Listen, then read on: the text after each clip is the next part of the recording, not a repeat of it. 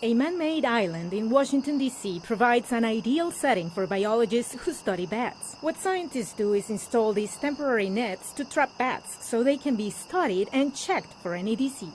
With a grant from the U.S. Fish and Wildlife Service, biologists are focusing on whether these nocturnal mammals suffer from the so-called white nose syndrome. Since 2007, the mysterious disease has killed more than 6 million bats in North America. They typically have one pup a year when they reproduce. So that's another reason that white nose has been so detrimental. You know, they don't have a lot of babies. The syndrome is not contagious to humans, but people entering caves may unintentionally carry in spores of the fungus that causes it.